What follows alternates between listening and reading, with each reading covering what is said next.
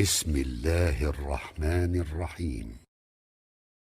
Mehbubumuz, Halıkımız, Malikimiz, haqiqi dostumuz bolun, iyemiz bolun Allah tebareke ve Taala'nın ýagşy atlarynyň gurrunu musulman dogalary. 52-nji ady El-Haq Celle Celaluhu. Hak yani batylyň tersi. Her bir zady ki haqiqaty ba, waqiýaty ba, şoňa hak diýilýär. Ama waqiýaty ýok bolsa oňa batyl diýilýär. Hudaý Taala hak yani zati ki on vücudunna şekku terdidi yok musulman dogallar. Tenha me'bude ber hak ödi. Hem atları hak, hem sıfatları hak, hem zatı hak, hem aytyan kepleri hak, hem beren vadeleri hak, hem Hudaya sataşmak hak. Kur'an'ın kan yerine geliyor. Fezalikumullahu rabbukumul hak. Şi-sizin perverdigarınız haktır, hakikati bazattır. ذلك بأن الله هو الحق وأن ما يدعون من دونه الباطل. Ey sizin ibadet etýän Hudaýyňyz hakdyr. Hudaý Taala'dan gayri ibadet edilýän botlar hemmesi batyldyr diýär Hudaý Taala. Resul-i Ekrem sallallahu aleyhi ve sellem de her gece teheccüde turanno, gece yarınna namaza turanno, namazı başlamaka bir näçe zadyň haklygyny aýdyp da dua edip başlardy diýär. Hazreti İbn Abbas radıyallahu teala anhuma diye Peygamberimiz teheccüde oturanla şu duanı ederdi. Allahumme lekel hamd ente qayyimus semavati vel ardı ve men fihin. Ey bar Hudaya tamamı övgüler hamd-u sitayeş tenkidir. Sen yeri ve göğünü ve yer göğünün içindeki mahlukatlar mudiriyet edip duranlarsın. Evgi senkidir. Yer göğündeki ve şoň içindeki mahlukatlaryň eýeligi de senkidir. Ve lekel hamdu ente nurus semawati vel ardı ve men fihin. Evgi senkidir ey bar Hudaya. Tamamı hamdlar senkidir. Yer göğün ve içindeki zatlaryň nuru da senirsin. Ve lekel hamdu ente melikus semawati vel ardı ve men fihin. Evgi senkidir. Yer göğün ve içindeki zatlaryň padişahsy senirsin. Ve lekel hamdu yine evgi senki entel hakku. Ey bar Hudaya sen özüň hakdyrsın. Ve wa'dukel hakku beren wa'delen hakdyr. Ve liqa'uke hakkun sen sataşmaklyk sana hakdyr.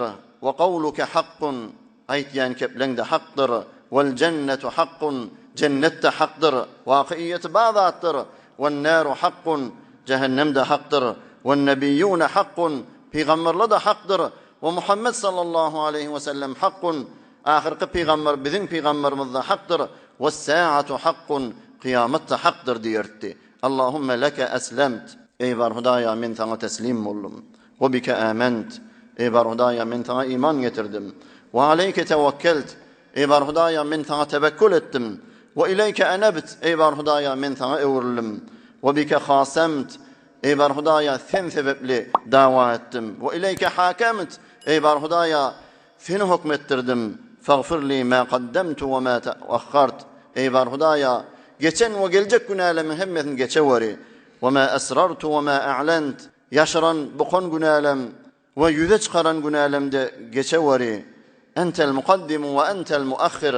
Sen bir näçe adamlar ewe geçirýän ve bir näçe adamlar izoklaýan. La ilahe illa ent. Hiç bir ma'budi yok meger bir özüň diýip Peygamber sallallahu aleyhi ve sellem gece yarını turanno şu zikirleri, şu dualar okuyordu diye musulman dogallar. Hudaý Taala hak, Hudaý Taala'nın hak diýen ady bilen näjere zindegi etmeli. Hemişe etiqadymyzda hak Hudaý Taala we Hudaýa irtibaty bolan zatlar, Kur'an ýaly, din ýaly, iman ýaly, kıyamet ýaly zatlar. Hudaý Taala'dan gayri, Hudaý Taala'dan daş zatlaryň hemmesi batyl.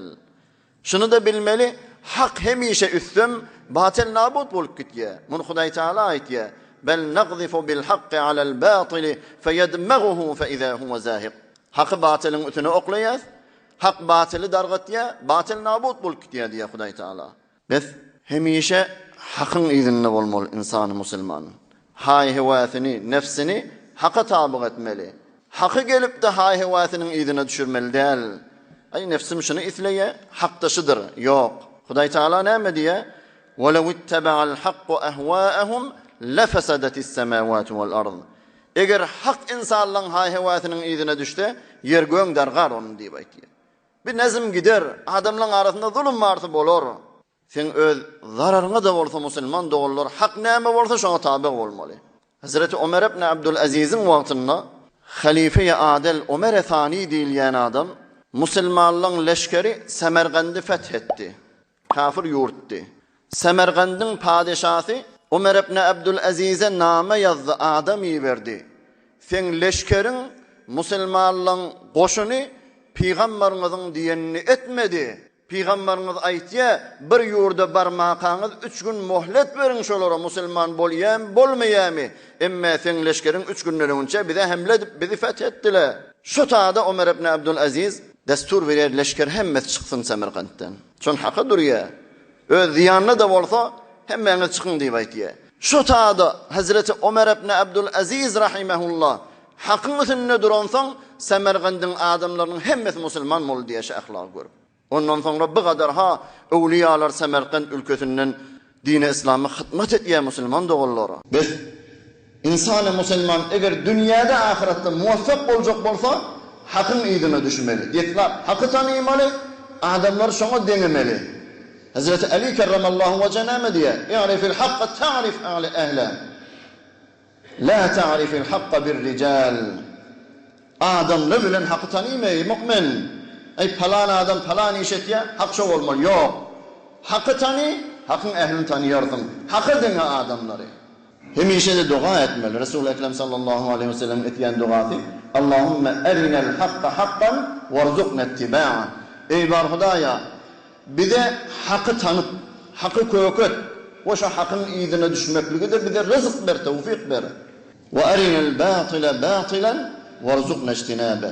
Batil köket bize ey bar Hudaya, batillen daş durmaklığı bize tevfik ver ey bar Hudaya.